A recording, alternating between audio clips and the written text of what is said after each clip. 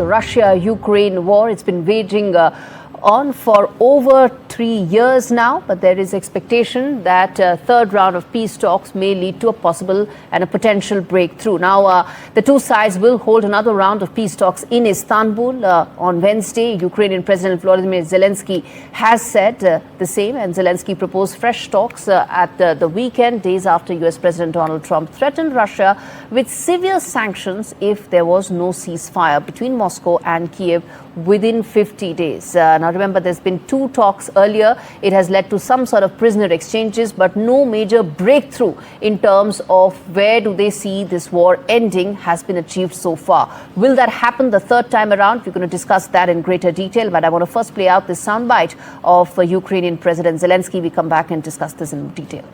Сьогодні я обговорив з Рустемом Умєровим підготовку обміну та ще однієї зустрічі в Туреччині з російською стороною.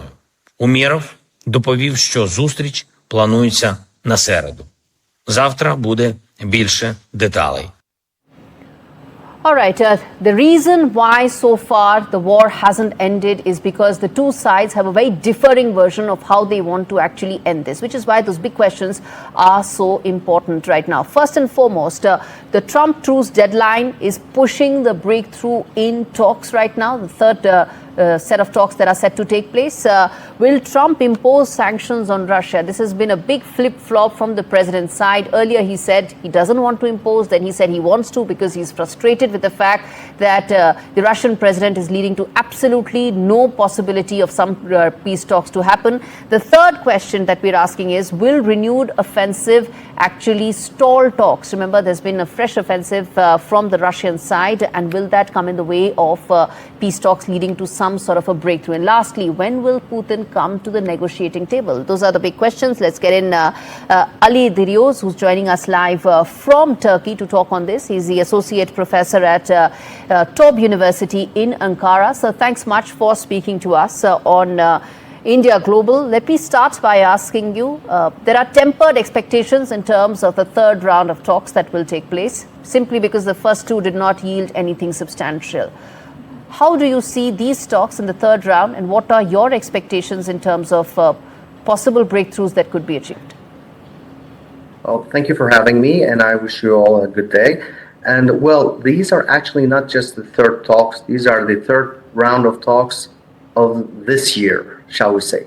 There were initial talks back in 2022, which resulted with the concrete grain corridor deal, which allowed a lot of the grain, these critical food security connectivity to be assured through Turkey back in 2022, in spite of the war going on between Russia and Ukraine. And we have to remember, our viewers have to remember that in 2022, actually, there were other rounds of talks between Russia and Ukraine. No, I'm talking about this year, sir. Yes, 2022 talks happened. Nothing came out of it. 3 years have passed since then. This year, now, these round of talks.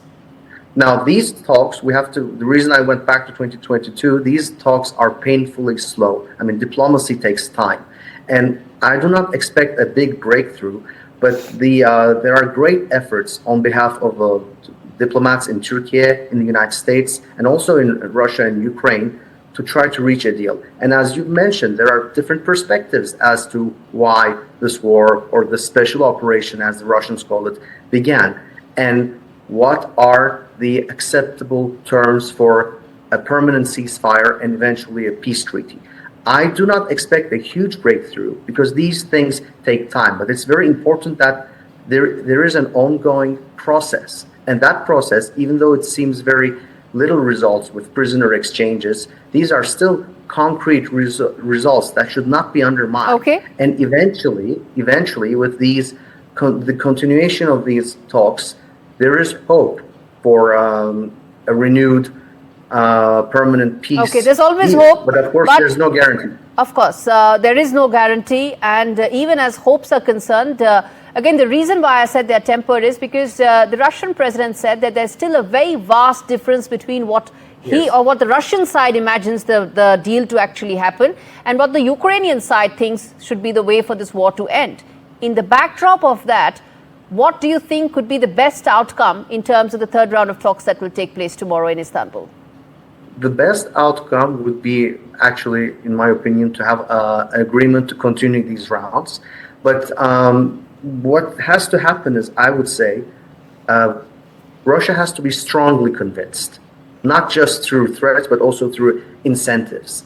Now, countries, for example, Turkey, in spite of being a NATO member, Turkey is a full NATO member, has been very successful in dealing both with Ukraine and Russia at the same time, and trading and continuing to have engagement, trade and policy with both at the same time. Now, this was not the case with the European Union. Now, strongly convinced means the United States especially has to be, and especially President Trump, who is now running out of temper, as we can understand. He has to put something more concrete, more convincing.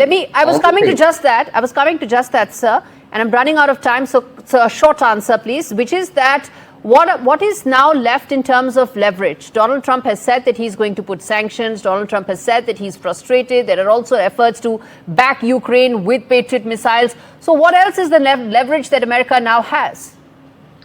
I think that what is not being mentioned is actually the incentives. And that's another, what are the carrots? They're always mentioning the sticks, but to be very bluntly, none of the carrots, none of the incentives, none of the positives that the United States and Russia, let's say, could cooperate on technology or on other fields is being mentioned publicly. I'm sure these are being discussed behind closed doors, but these are some of the incentives that can and will probably happen, because in diplomacy, you cannot only show the stick. You have to show a combination of carrots, of incentives, and sticks. All right, let's see whether that carrot and stick approach actually works. It's been over 3.5 years. Mr. Alio O Dirioz, we leave it there. Thanks so much for joining us from Ankara on that story.